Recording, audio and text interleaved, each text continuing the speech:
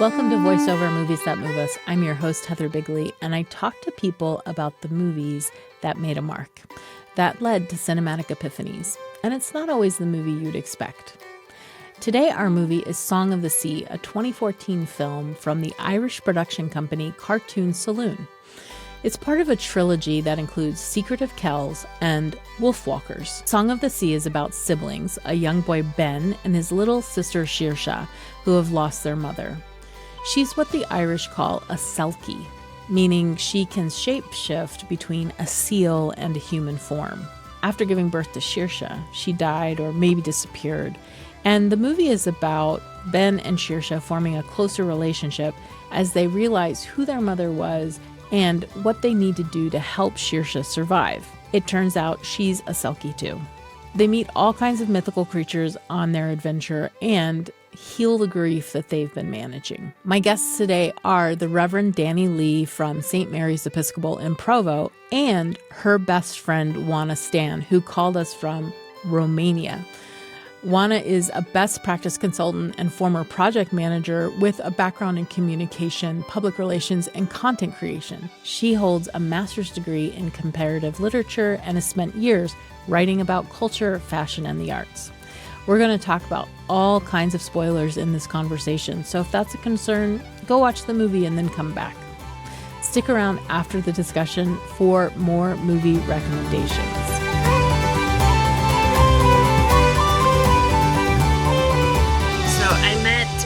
Juana, I think on our first day of high school. We were both from different towns and we met at this bigger high school in Arad in Romania.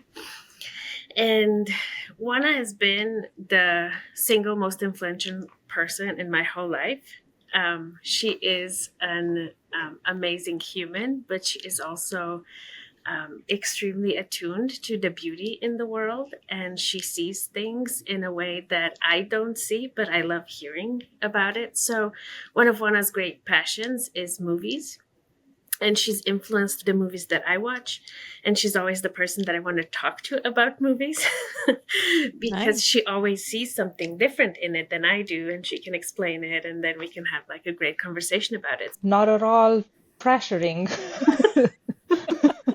A very light introduction. So, Juana, what's your experience with film like? Why are you so drawn to movies? They've been my way of understanding reality, understanding life, understanding relationships. And it's not always healthy, but it's a way of understanding things.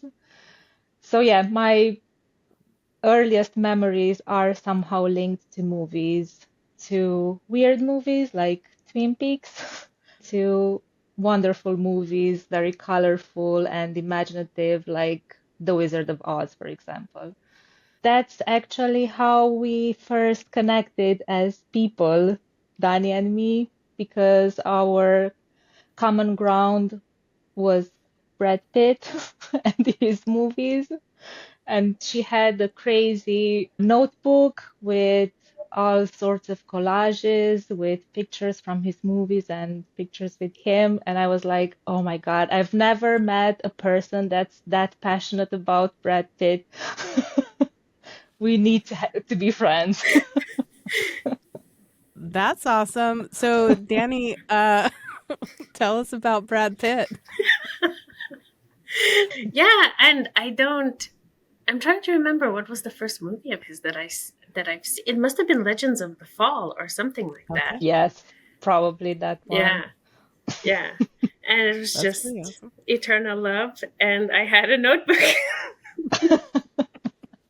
Somehow that's going to lead us to Song of the Sea. Which was positively delightful. I saw that it was part of a trilogy. It is part of a trilogy, and it's this like Celtic mythology, folklore kind of trilogy, and it's part of reclaiming of pre-Christian spirituality that I like. The Secret of Kells and Wolfwalkers are less subtle about that. I think the Song of the Sea has the most subtlety about it. the main theme is grief. And I love talking about sad things, as you know. Let me set this up for the audience. So this is an animated film, really gorgeous watercolor animations. That is, for me, the first thing that I just went, ooh, like, it was so delightful to watch. It's about a brother and sister. Their mother, it turns out, was a selkie, and she's disappeared into the sea, and they're mourning her.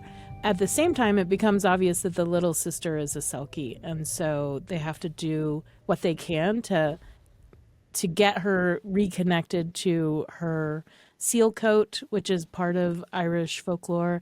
And they have to kind of fight against their dad not wanting that and the grandma not wanting that. It's an adventure in very traditional sense of them traveling and facing all kinds of obstacles to get to this seal coat so they can save the life of the little sister, whose name is Saoirse. And so Ben is the big brother, Saoirse is the little sister. One of the things I actually identified with a lot is the struggle between the siblings. I have an older brother that I positively adored, and for the most part, I think he was very generous with me, having like someone 3.5 years younger than him follow him around and want to be involved in every single thing that he was doing. But like seeing that relationship meant a lot to me as I was watching it. So that's kind of the plot of the film. But I like what you're saying about Irish folklore, because one of the things as I was watching it for the first time, I thought if I knew more about Irish folklore, this whole movie would probably open up for me. So talk a little bit more, Dani, about what it's presenting to us as pre-Christian. So Celtic spirituality is a little bit unique in the sense that I think when, this happened throughout Europe, but when Christianity spread everywhere in Europe, in many places, it integrated a lot of the things that were already there. So if you read about the history of celebrating Christmas, for example, right? Like you will see all these what we call pagan elements incorporated, right? But what was happening at the time, people were recognizing that God had been revealing God's self to the people around them this whole time. And people started recognizing God in a variety of ways anyway. And then we might have gotten the language of Christianity or the language of the scripture to kind of give different vocabulary to what was already happening in the world. So I'm not a fan of saying, oh, pagan and Christianity are two completely different things, because I believe that God is eternal and God eternally revealed God's self to people in ways that people could understand God. And that's what we see in a variety of mythologies throughout the world, not just in Europe. My own faith tradition is the Anglican Church. So we have a lot of like the Celtic spirituality kind of branch that we dive into because it really has a peculiar beauty to it. All these Celtic crosses and Celtic knots, and we recognize the Trinity in it, but it has like an older meaning than Christianity. There's a lot of juxtaposition. One of the ways in which we can be enriched by looking at this folklore is to see that God was still there. God was still part of that world. And how can we look at that and see the beauty and let ourselves be transformed by the beauty of the story and by what it reveals to us about the world and about ourselves? The moment in the movie that did all that layering for me was when they find a holy well. And it's this really beautiful moment where Saoirse is going to dive into the well and disappear, and totally freak out Ben. But there's all these beautiful icons hung up around this well, and there's this really warm light, little candles that have been left. It's just this kind of moment of peace. They come into the well and they're safe there. Mm-hmm. And then they actually have to decide what to do next. Do we go back out into the rainstorm, or do we go deeper and farther in? And Saoirse is going to make the very brave choice to go deeper and farther into that well. That's an obviously pretty Christian well. You have like the Blessed Virgin Mary, and you have all the icons, and then she dives in, and it's those, what is called, the Dean of She, right? Like all of them are in there underneath. And then Ben is going to discover this ancient person with all this hair. Yeah. who basically reveals to him like the truth of what's going on. Like Ben has been confused up until this point what's going on. And so he's going to sort of reveal to him, here's what you need to know to move further through, and then give him one of the hairs to follow out so that he can rescue his sister. So it's this transitional space where more is revealed.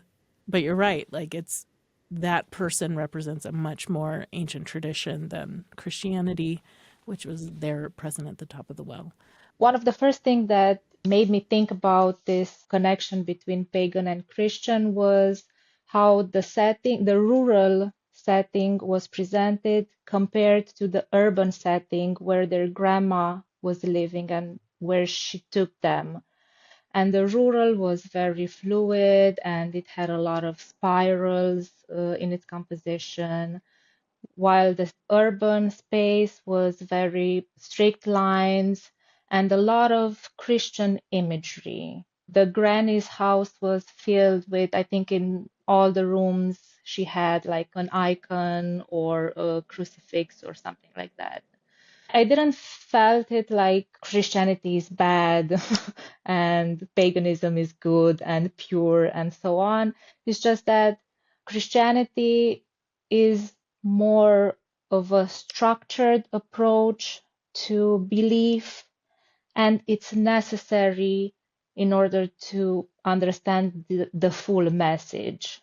The fact that they found that well that brought them or took them into the underworld, let's say, in that cottage that had both elements in it. So it was like a space that captured both the urban and the rural. And it was a portal in that underground where we find my favorite character, the hairy. What was his name? The Great The Shanaki. Shanaki. Yes, Yeah. yes. It was a very interesting exploration of the subconscious. And this Shanaki brings me to what I wanted to mention. Some characters made me think about Greek mythology. Like, for example, the hare was brought to my mind Ariadne's thread. And then we have the owls that, because I'm more familiar to Greek mythology, the first thing that popped into my head was knowledge. Mm-hmm. But then I read about Irish mythology and Celtic mythology, and they represent something different. They are like the connection to the underworld. In Romanian folklore, owls are connected to death as well, right? Oh. Like when you hear an Yes. owl, it's like, oh, someone's dying, which it's Exactly. correlation, not causation. We know that, but Yes. So these were the two elements that at first made me think about Greek mythology, and then I realized that maybe there are some differences between mythologies. But then I started thinking about, okay, owls, knowledge, the link to the other world, and how can we interpret that? It can be linked to the idea of a hidden knowledge or hidden truth that is uncomfortable to face, and that can link us to the main message of the movie about grief. So maybe the owls, by stealing their feelings, they want to hide the truth about grief. And I think we should say here that the owl witch is the person who is going around and capturing people's feelings. And it's connected to some Celtic mythology where she's done that for her son, which turned him into an island. That island is near the lighthouse of the children where they've grown up. But she's also layered on top of the grandmother figure who wants to remove the children from the lighthouse and bring them to the city. And also there's that one moment where, Ben is crying in the car because he's being taken away from his home. And she says, Ben, there will be no tears in this car or in my house. Did you hear me, Ben? The city is no place for a dog of Cru's size. He'd only be whimpering and whining there. Sure, you wouldn't want that for him now, would you? you know, as someone who's worked with children, I recognize that that desire to be like, okay, like there's a lot of emotions going on and I can't fully handle it and I'm trying to drive, and right, there's a practicality, and I recognize what she was doing, but also just sort of the sadness again for this poor boy, and not recognizing like you're leaving the only place you've ever known and you're being told don't mourn for it. There's no reason to be upset that you have to leave that behind. And that's the pattern of it, right? Like it's this fear of grief, and how grief is not something that you can control, right? Like it kind of sweeps you up, and there's almost a violence to grief. Grief is always the other side of love, right? Like they're connected. You cannot love without having grief. And everyone who's loved knows that, right? So in the story of the movie, we have Maka and MacLear, who are these mythological people, and we don't know what causes MacLear's grief, but we know that as a mother, Maka had such a hard time seeing him torn by grief that she decides to use her magic to take away the pain that he feels. And in taking away that pain, he becomes a stone, right? He becomes this gigantic cliff. And there's that juxtaposition with Connor, Ben and Saoirse's dad, right? Like it's the same voice in the movie, it's the same physiognomy, right? But like they're drawn the same, right? The night that Saoirse is born, her mother, we assume she dies, right? Or she has to move to the other realm of these creatures, but the baby survives, and that's when Connor stops feeling. And he reveals that at the end of the movie. He says, like, just though I've been asleep all these years. I'm so sorry. She dies and he stops feeling. And we come to like the events of the movie where the grandmother, Connor's mom, comes to stay with the children because he's going out, because he's a lighthouse keeper, right? He goes out to drink, and she says, You're better off not thinking about that night, you know. Her anniversary is just once a year, Mum.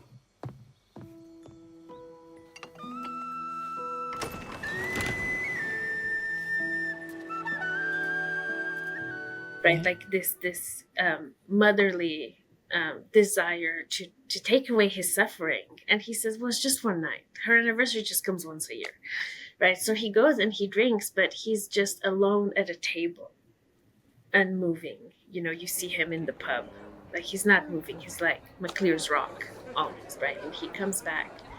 In the meantime, Saoirse finds her coat and she makes the music, and then everything kind of becomes alive, right? Like the little lights start moving and she starts singing the song in the shell, right? And that's where like kind of the wilderness and the unknown and the uncontrollable kind of breaks into everything that's been ordered and static and rock-like. Right. And that goes back to what Juana was talking about, how we have that contrast between the rural and the urban. Mm-hmm. And in the urban space, we have, we know it's Dublin. We're told it's Dublin through, signs and different things. But also we see like the cathedral. Mm-hmm. And we actually use the cathedral as an establishing shot a couple of times. What's interesting about the urban for me is there is an overlay of the pagan in the story once we find out that this is all happening on Halloween. Yeah. And that we have all these trick-or-treaters, these children trick-or-treaters running around. And I think another sad moment for me in the film was when they get sent to bed at 4 p.m. and they don't get to go trick-or-treating. As someone who didn't get to trick-or-treat myself as a child, the point being that like the landscape here has this overlay of Halloween, which is, in my understanding, quote unquote pagan, right? Well, because it's both, right? Like it's another one of those things where Christianity meets like an older lore, but they're both pointing to the same thing, right? Because all Saints Day is a very much a Christian holiday. I know it's not celebrated in a lot of denominations, but definitely for the Catholics and Episcopalians, that's a huge day for us. It's one of the 4 days where baptism is particularly appropriate. Oh. And it's also this, it is a day of grief. Like, we always have a service at my church where we bring pictures of our beloved departed. And in our liturgy, we always talk about, all the people who have come and said these prayers before us. Like, we always keep the dead with us, like their memory and their love. And that's a day that we particularly remember them. So in Romanian practice, that's a day when we go to the cemetery and we have a meal on our beloved ones' graves, and then we light candles. And in Cluj, where Juana lives, there's not too far from her house, there's a cemetery there that's up on a hill, and it's just the most gorgeous sight. If you walk around at night, it looks like the whole hill is on fire, but those are candles from the family members that have gone to remember their beloved people and to light a candle. And it looks like it's kind of lit up with love, the love that doesn't go away when someone dies. All right. This is the thing that I love. Juana gave us this really classic sort of psychological or psychoanalytical discussion about the well and what that represents. And Dani's doing sort of a Christological, pre-Christological, examination. I like that you're both bringing these two different ideas to the movie. One thing that I want to bring up is something I didn't notice or didn't compute for me till Ben's in that well, is that Ben, as the 10-year-old, has been wearing a life vest. Yes. We meet him when he's tiny. He's not wearing a life vest. But after the death, quote unquote, of his mother, he starts wearing a life vest. And he's afraid of water, and he's not going to go into water. And it takes having to dive after his sister Saoirse into the well that he's got to confront his fear of water. I can't do it. I just can't do it. I can't. No.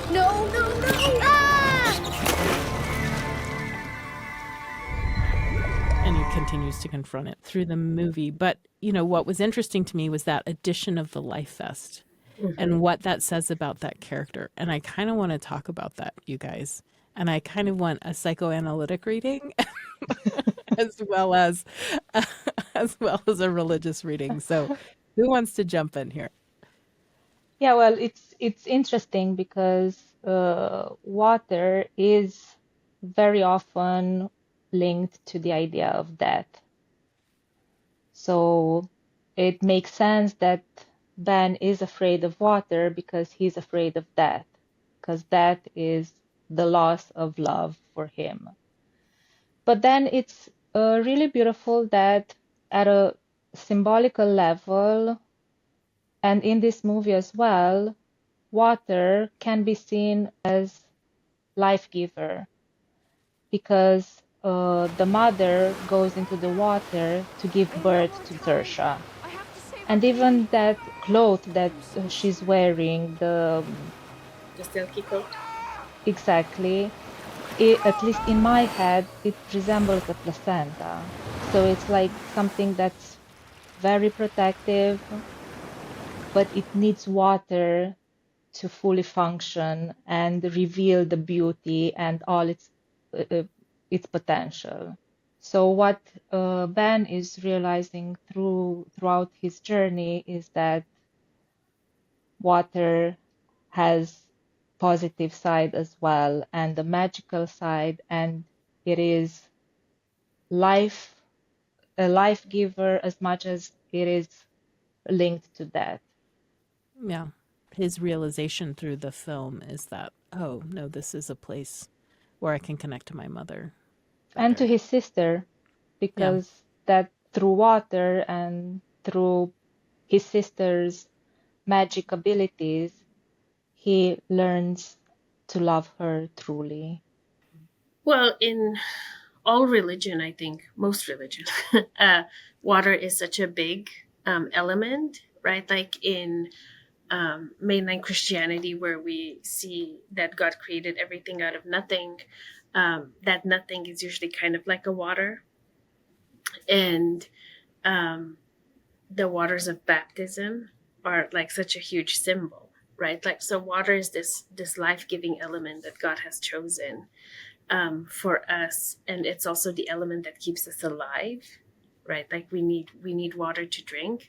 So there are all these elements, and it's like when he goes into that well, it's almost like a baptism for Ben, right? Like it's this Christian well, it's like this holy well of water, and he has to go through that water for him to actually find the truth of what his sister is and what his role is, right? And what is beautiful is that although it's this world of creatures, right, like there are non-human entities, his role as a human boy is so important because he's the one that has kept those songs from his mother, like all that knowledge from his mother. It might not be about him, but it is this knowledge that will move the story forward. Like he has his own place in it. He's both an outsider and not an outsider.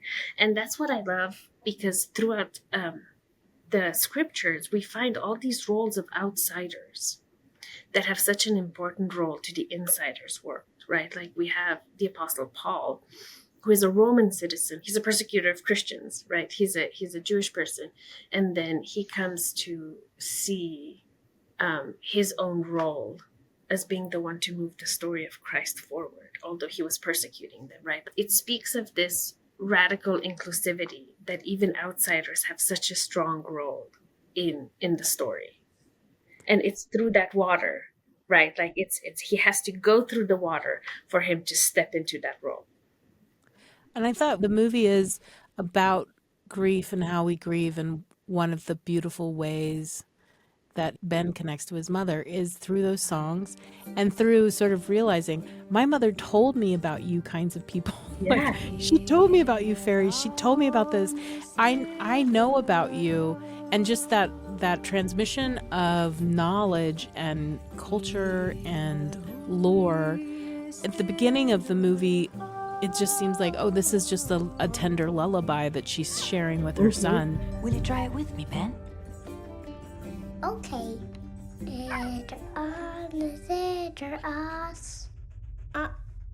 I forget. Eder hui eder oss. But instead, it's like this life-giving force that sustains him throughout his journey. And he needs to share it with Saoirse. Like, this is one of the issues in their relationship is he's written down all of these things from his mother and he won't let her look at it. And he's very upset when she uses the shell that he's been given. No, that's mine. Mom gave it to me, not you. But it's through him sharing that with her that, one, they can save Saoirse's life and all the other folks. But it's also going to bring them together and kind of heal this tension that they've experienced. We don't have much time. I shouldn't have been so mean to you. It's not your fault. It never was. I should have been a better brother to you. I'm sorry.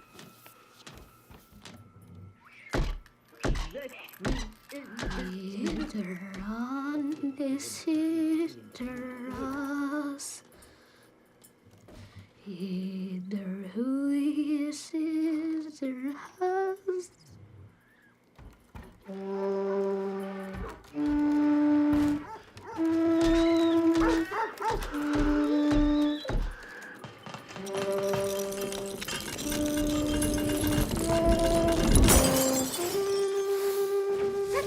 It's really beautiful, guys. I have to say, the second half of the movie, every time they said, we have to get Saoirse's coat, I kept saying to the TV, it's at the bottom of the sea. Yeah. In this pained voice of like, how are you going to get to the bottom of the sea? Well, the seals are going to help. Yeah. Oh, me of little faith. Well, and that's seals are what's going to solve the beautiful, problem. right? Like it's this encouragement to step out of your own fear, to step out of your fear of feeling and just embrace it. Like you cannot love without having to grieve whatever you're loving at one point.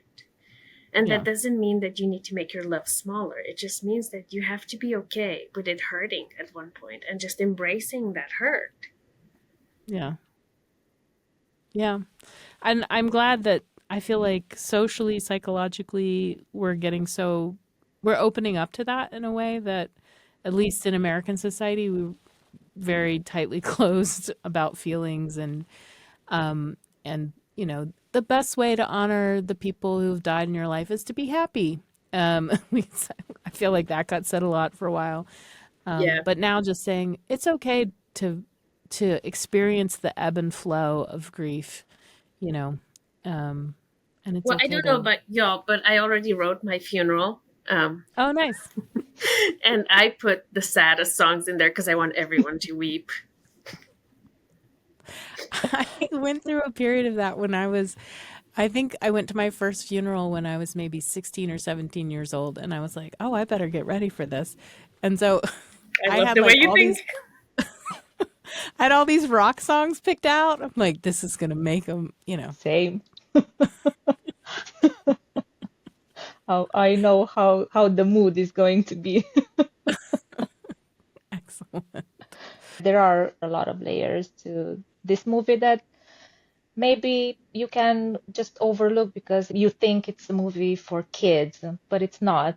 Like most of movies for kids that are good, they're not just for kids, they're for everyone, and they have such a beautiful universal message to share. One thing that maybe it's worth mentioning is the lighthouse where they live, which is like at the border between the natural element and the man-made element.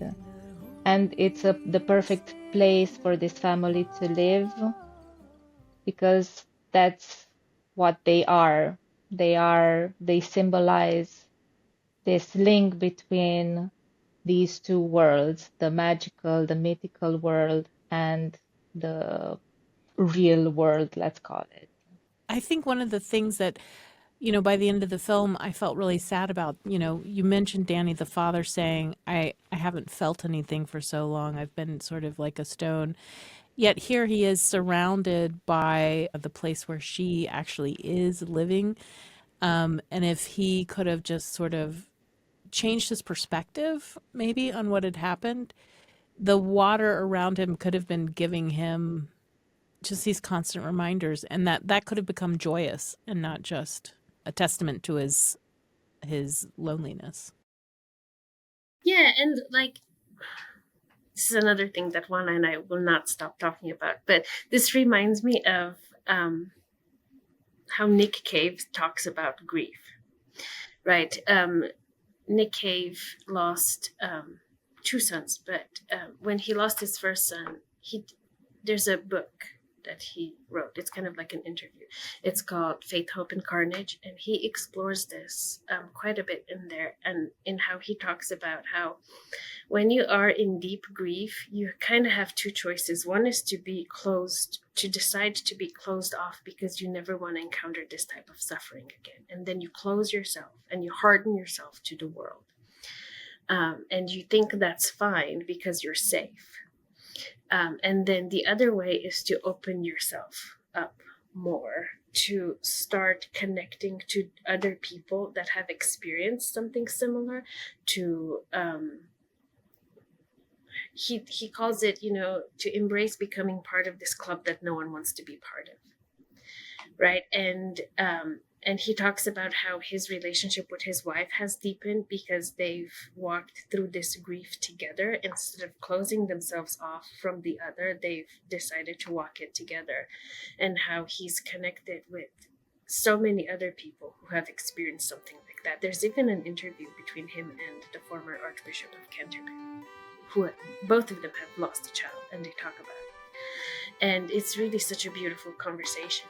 And I think that's what it gets to, right? Like the moment you stop fighting the grief and you embrace it, you can open yourself up to the beauty that it can bring, right? Like it can be a long time until you get to the joy, but there's so much beauty and tenderness that you can find as you walk on that road, and that's a gift.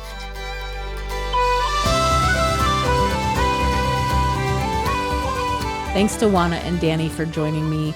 If you go watch the YouTube video, and you totally should, and I don't know if you know this, but there are YouTube video versions of these interviews, you'll see that Dani is in her clerical garb knitting, and Juana is like super chic, sleek European. She has this really cool haircut. She has a gorgeous manicure and this great lipstick.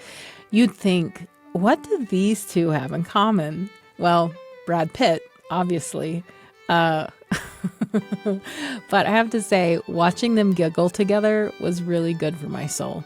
So let's have some recommendations. More movies about siblings.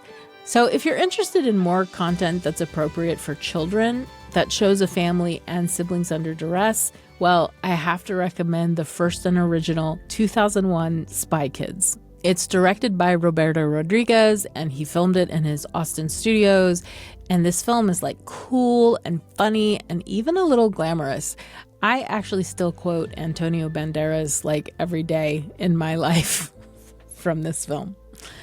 Here's one that's not for kids, though it does have moments of loveliness and poignancy. This is The Family Stone from 2005. Now, I know that this film is like become kind of a cult classic for women of a certain age, aka me. I think if you go and rewatch it, you'll see kind of how insane it is, right? You have Diane Keaton of blessed memory and Rachel McAdams playing Mean Girls at holiday dinner. Not cool. And poor Sarah Jessica Parker is like in the most thankless role. But this is in the same vein as sort of a mini genre of films like Mixed Nuts or Home for the Holidays or This Is Where I Leave You, where you have grown-up adults returning home to deal with each other and work out their past resentments, but ultimately learning that their siblings are the best friends they've got. And I love that message. That's our show today. Voiceover is produced by BYU Radio and edited by Spencer Boyer. I'm your host, Heather Bigley.